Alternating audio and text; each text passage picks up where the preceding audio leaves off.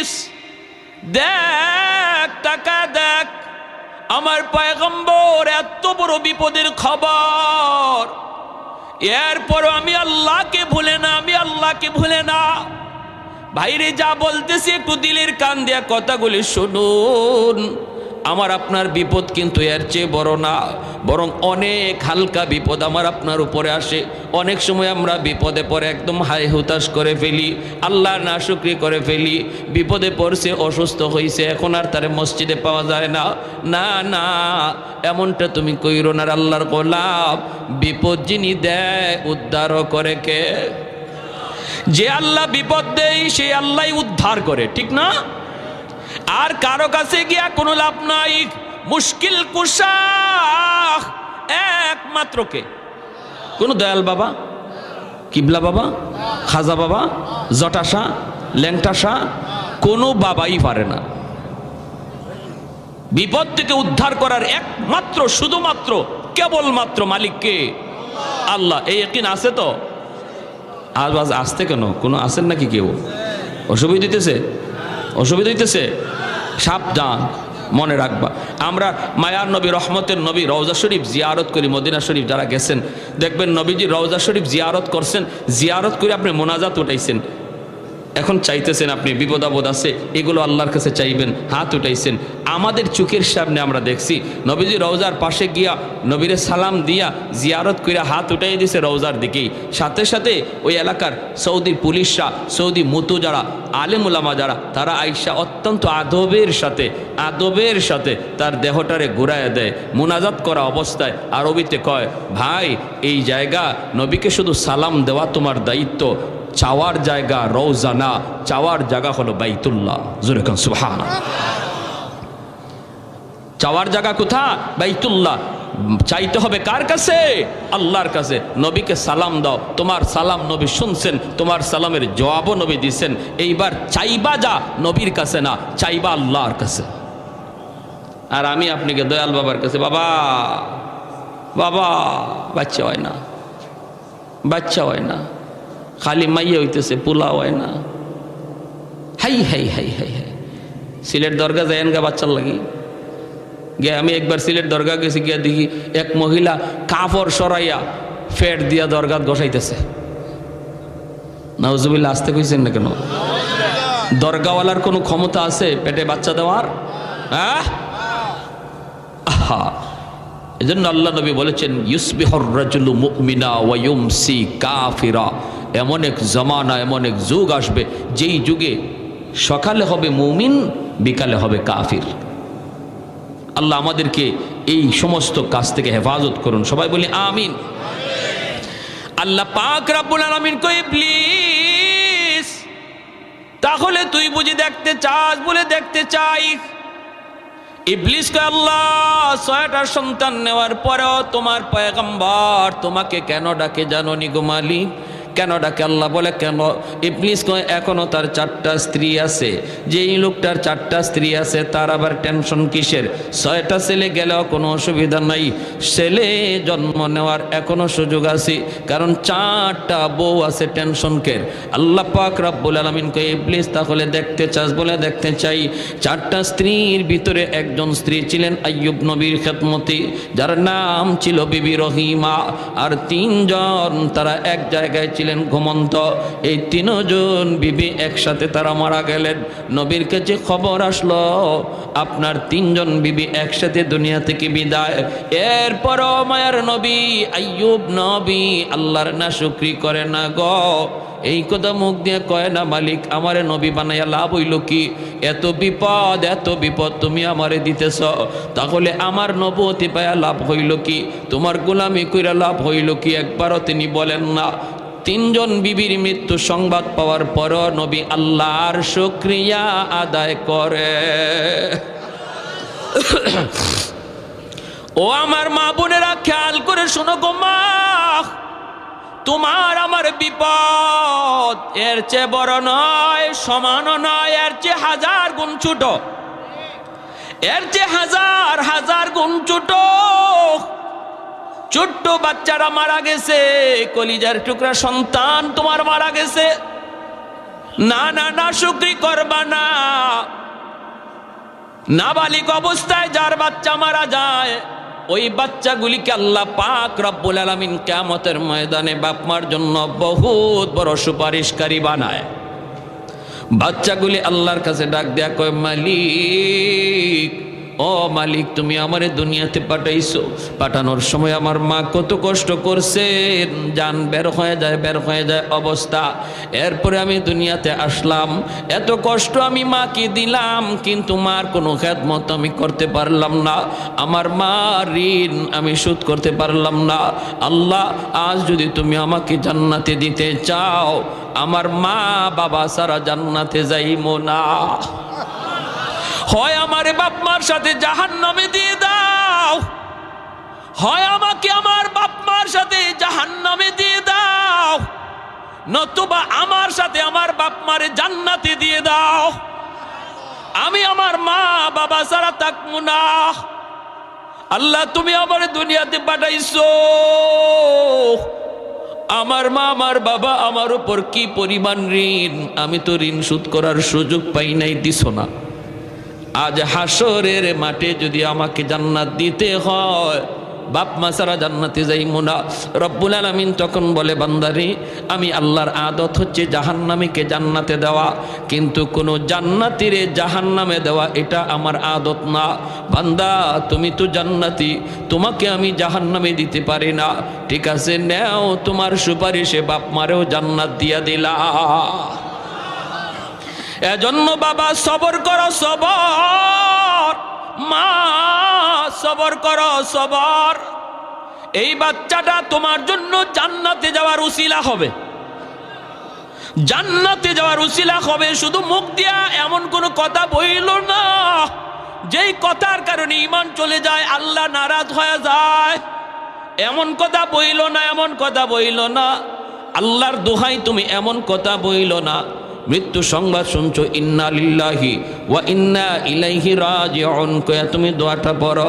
এই দোয়ার অর্থই হলো, আল্লাহ শিখায়া দিয়েছে, বান্দারি, যখনই কোনো বিপদ মুসিবত তোমার আসবে তখনই তুমি এই দোয়াটা পড়ো।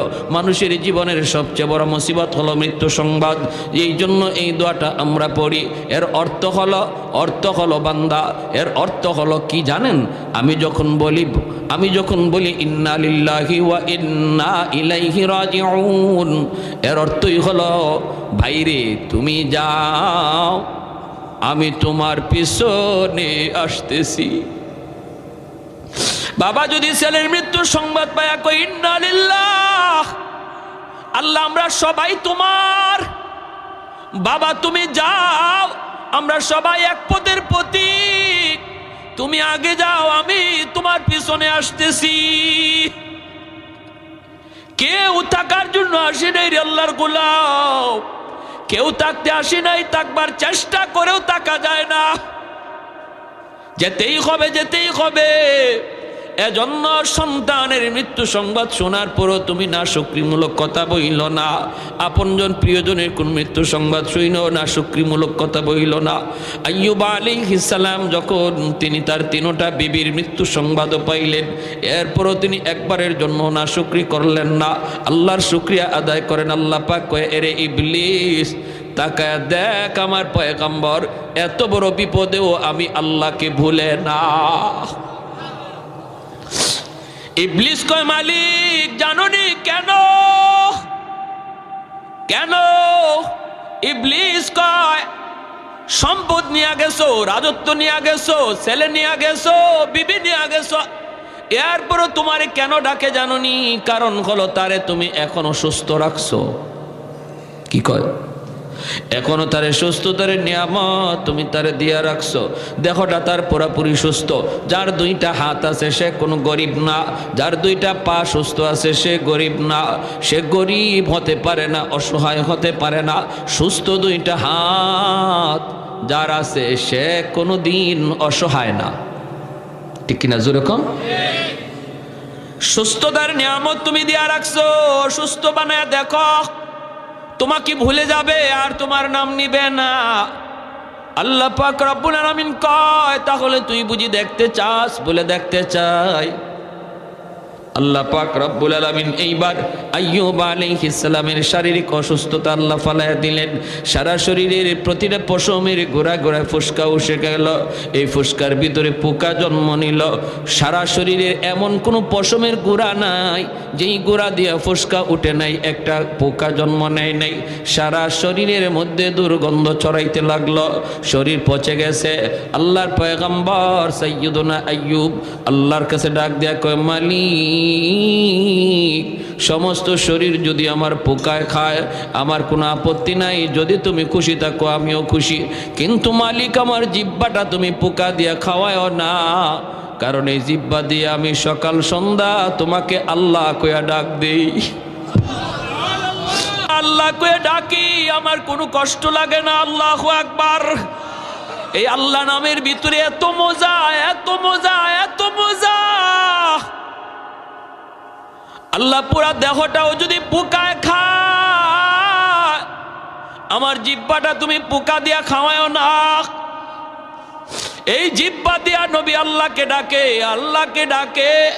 মানুষেরা কয়, ও রহিমা, তাড়াতাড়ি তাড়াতাড়ি করে তুমি স্বামী নিয়ে এলাকা ছেড়ে ভাগো, আমরা কেউ তার দুর্গন্ধে টিকতে পারি না। রহিমা, তুমিও যদি পারো বাপের বাড়ি চলে যাও। আল্লাহর নবী সাইয়্যিদুনা আইয়ুব আলাইহিস সালামের বিবি রহিমা, তিনিও সাধারণ কোনো মহিলা ছিলেন না, তিনিও একজন বাদশাহী পরিবারের মেয়ে, তিনিও একজন নবী পরিবারের মেয়ে। হযরত ইউসুফ আলাইহিস সালামের ছেলের ঘরের নাতিন ছিলেন। অতএব যেমন ছিলেন সুন্দরী, তেমন ছিলেন নবী পরিবারের কন্যা, আবার ছিল বাদশাহীও। এত কিছু থাকার পরেও যখন আপনজন মানুষেরা কয়, রহিমা তাড়াতাড়ি আইয়ুবকে চাইরা তুমি ভাগো, রহিমা কান্দে আর কয়, তোমরা কি কও গো? আমার স্বামী যদি রাজি থাকে আল্লাহর তৈরি জান্নাতের মেহমান আমি হব, আর যদি আমার স্বামী নারাজ থাকে আমার আমল লইও জান্নাত পাব না। স্বামী যদি রাজি থাকে আল্লাহ পাক মহিলাকে জান্নাত দেয়।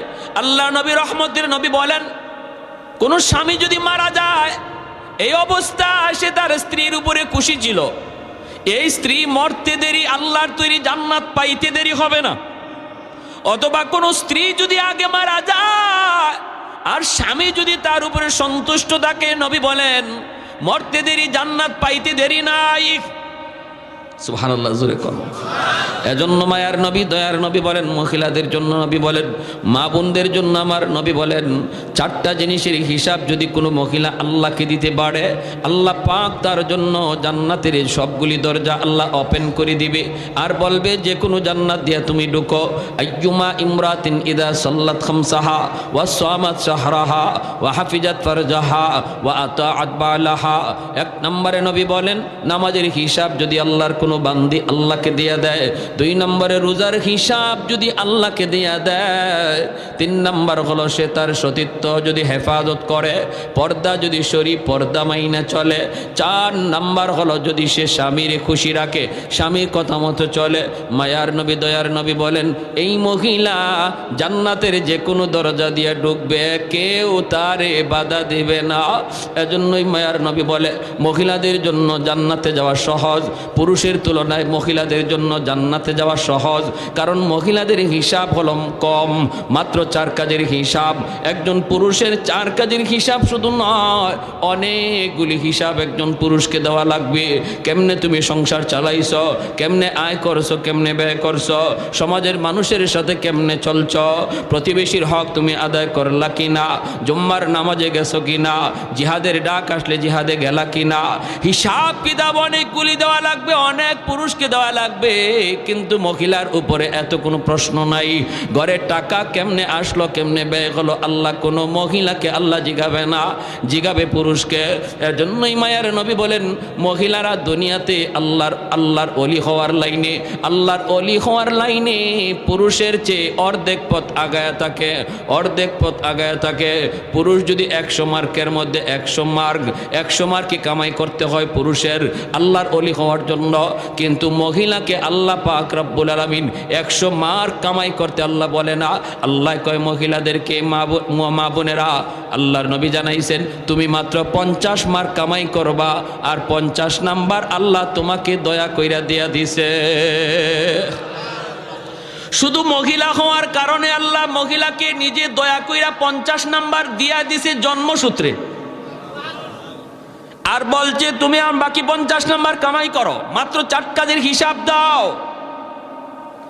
এরপর নবী বলেন জাহান্নামে আমি মহিলাদেরকে বেশি দেখেছি। জান্নাতে যাওয়া মহিলাদের জন্য সহজ, এরপর নবী কয় মেরাজের রজনীতে আমি জাহান্নামে মহিলাদের সংখ্যা বেশি দেখছি। ইয়া মাশারান নিসা তাসাদ্দাকনা, মেরাজের সফর থেকে নবী আসার পরেই মহিলাদেরকে ডাক দিয়ে নবী বলেন মা বোনেরা কোথায় আছো, তাড়াতাড়ি করে তোমরা জমা হও, কারণ তোমাদের জন্য খারাপ খবর, আমি জাহান্নামে তোমাদেরকে বেশি দেখছি। অতএব তোমরা বেশি বেশি করে আল্লাহর রাস্তায় দান করো। আল্লাহর রাস্তায় মা বোনদেরকে মায়ার নবী বলছেন তাসাদ্দাকনা, তোমরা বেশি বেশি করে দান করো, আল্লাহর গুসা থামাও। আল্লাহর রাস্তায় দান করলে আল্লাহর গুসা থেমে যায়, আল্লাহর রাগ থেমে যায়, আল্লাহর গুসার মধ্যে পানি ডালা হয় যদি কেউ আল্লাহর রাস্তায় দান করে। এজন্য নবী কয় মহিলারা বেশি বেশি করে দান করো।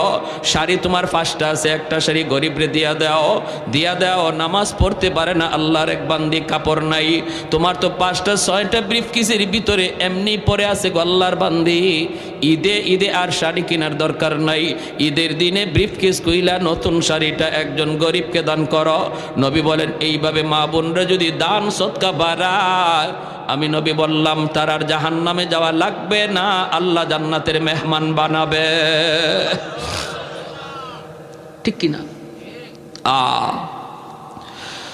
রহিমা তুমি চলে যাও। তিনি বলেন না, তোমাদের নাকে দুর্গন্ধ লাগলেও আমার স্বামীর গায়ের দুর্গন্ধ আমার নাকে লাগে না, আমি দুর্গন্ধ টের পাই না। আমার স্বামীর খেদমত ছেড়ে আমি কোথাও যাব না। ও আমার মা বোনেরা একটু খেয়াল করে শোনো, স্বামীর খেদমত কেমনে করতে হয়। স্বামীরে খুশি করার দ্বারা আল্লাহ তোমার উপর খুশি হয়। আল্লাহু আকবার জোরে কর। কিন্তু সেটা হালাল পথে, হারাম পথে নয়। স্বামী যদি কয় মার্কেটে চলো বুরকা সারা, এটা তুমি স্বামীর সাথে প্রোডাকশন করো। তুমি কইরো স্বামী গো বোরকা সারা বেপরদায় আমাকে তুমি বের কইরো না। স্বামী যদি কয় আমার দোস্ত আইছে তুমি চাল হয়ে যাও, তুমি পরিষ্কার বইলা দিও স্বামী গো তোমার দোস্তের সামনে যাওয়া আমার জন্য হারাম। ঠিক না? শহরে আছে, গ্রামে একটু কম। শহরে তো ও আল্লাহ, দোস্ত যদি আয়, ফ্রেন্ড যদি আয়, তাহলে ম্যাডাম গেসা দে। হাই হাই হাই, এই সমস্ত পুরুষদের রুচি, এটা যে কি পরিমাণ ফসা হইছে, এরা যে কেমন ফসা আর দুর্গন্ধ এদের রুচির মধ্যে। নিজের বউটারে যখন পরপুরুষের সামনে ইচ্ছা করে পাঠায়, অবাক লাগে। বের হইছে নিজের স্ত্রীরে বেপরদায় লইয়া বের হইছে, তার ভালো লাগে। তার স্ত্রীরে দেখিয়া আরো 10 জনে কইতেছে ও খুব সুন্দর, তার ভালো লাগে। এই ধরনের মানুষ, এর রুচি ভালো না ফসা? জোরে কন। এটা গান্দা। এই রুচিটা কি?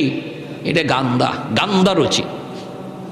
আমার স্ত্রীকে নিয়ে কেউ ভাববে, আমার মেয়েটারে নিয়ে কেউ কল্পনা করবে, আর আমার কাছে ভালো লাগবে, এই যদি হয় কোনো বাবার অথবা কোনো স্বামীর ইচ্ছা, তাহলে বলতে হবে যে এর রুচি শুধু ফসানা, গান্দা রুচি, দুর্গন্ধ ধরছে।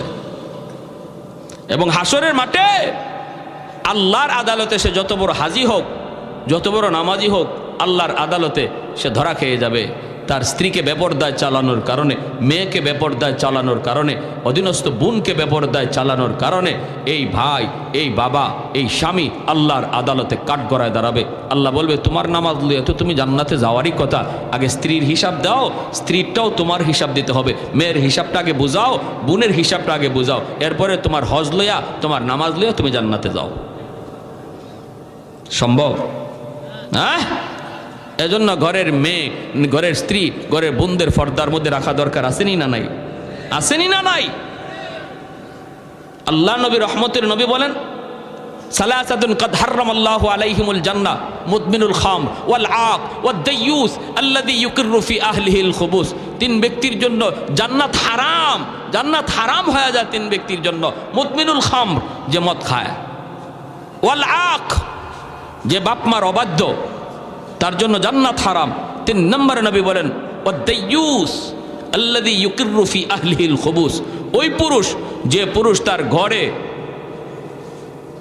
ইসলাম বিরোধী কাজ হইতেছে দেখার পরেও বাধা দেয় না। ঘরের অধীনস্থ মানুষগুলি আল্লাহকে নারাজ করতেছে, মেয়েটা বেপরদায় বের হয়, বাবা দেখে, এরপরও বাধা দেয় না। স্ত্রী বেপরদায় ঘুরে, এরপরও বাধা দেয় না। ঘরের মধ্যে নাচ গান চলে, ঘরের মধ্যে আল্লাহকে নারাজ করার অনুষ্ঠান চলে, এরপরেও যে অভিভাবক বাধা দেয় না, নবী বলেন সে পুরুষ দাইয়ুস, সে হলো পুরুষ দাইয়ুস, তার জন্য জান্নাত হারাম। তার জন্য কি জান্নাত?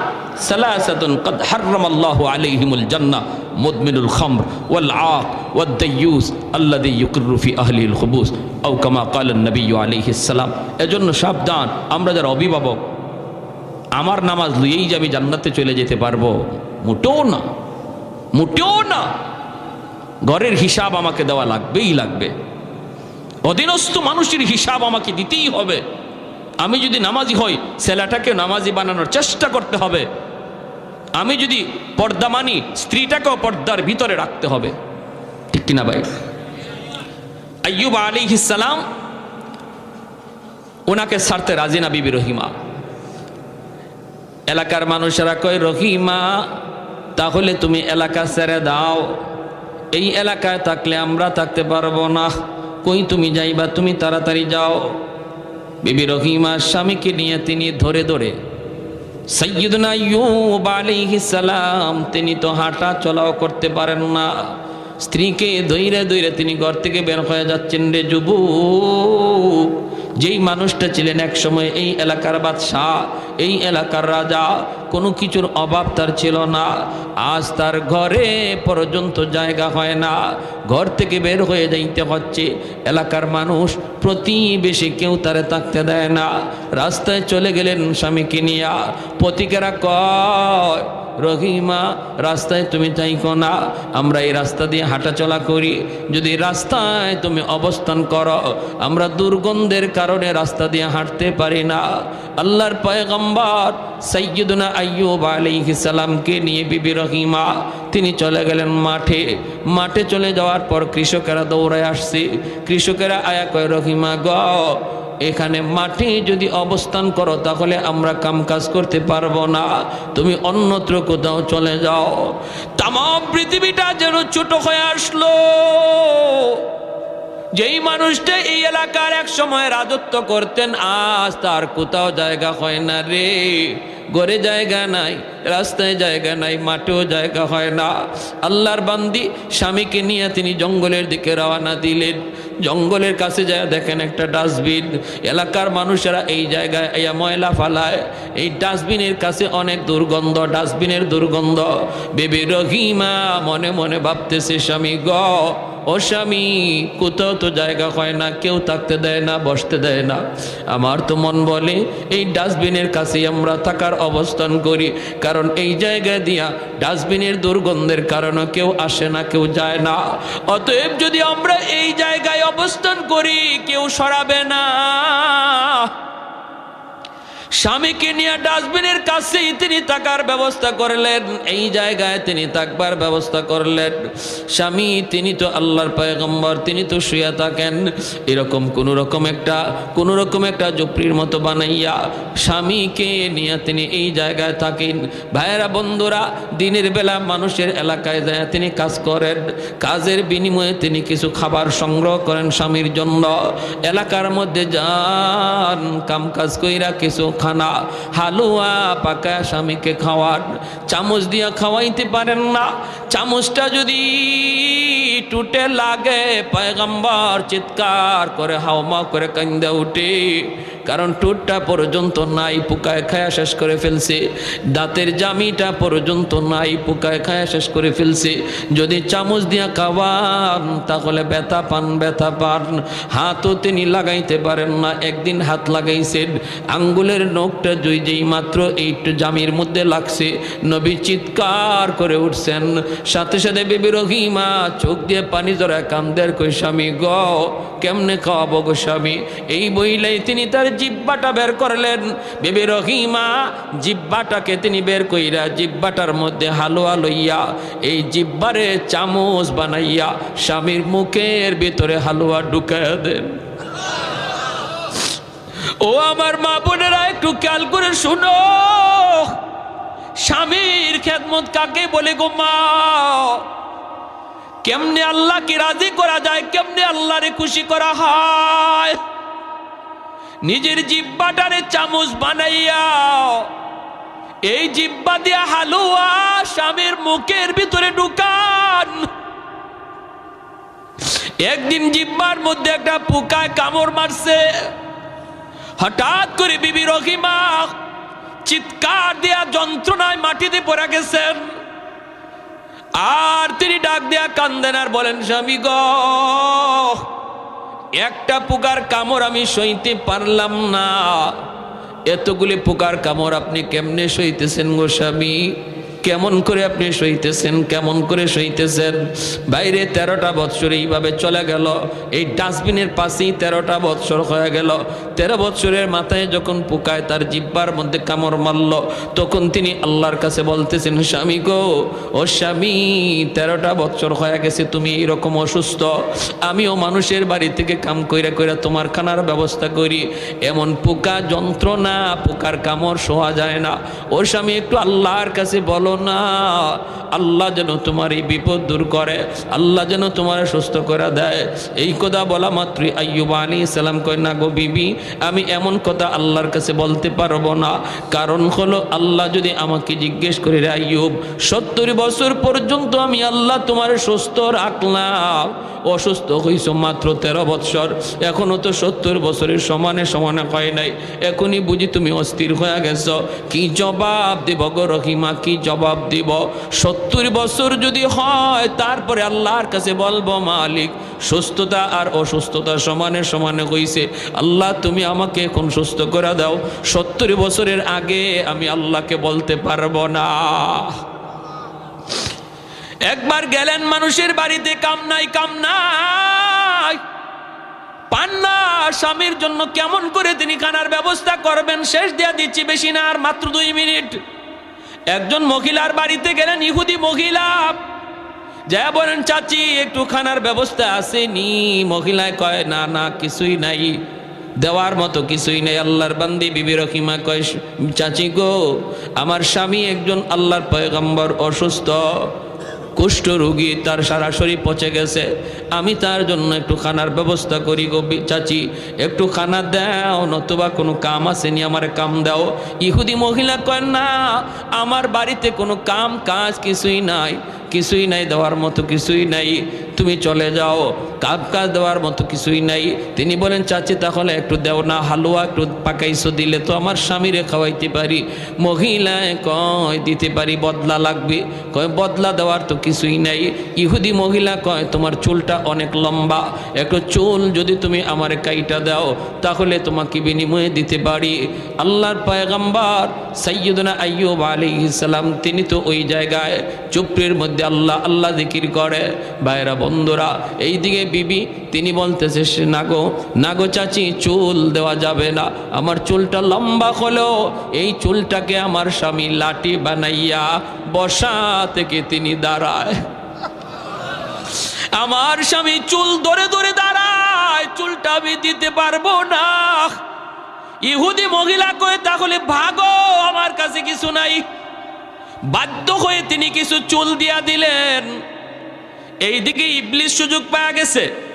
ইবলিস আল্লাহর পয়গম্বর সাইয়্যিদুনা আইয়ুব আলাইহিস সালামের কাছে মানুষের বেশ ধরে আইসা বলতেছে, নবী গো জানেন নি আপনার বিবি রহিমা কেমনে আপনার জন্য খানার ব্যবস্থা করে? বলে কেমনে? কয়, আমাদের এলাকাতে যায়, চুরি কইরা কইরা আপনার জন্য খানা নিয়ে আসি।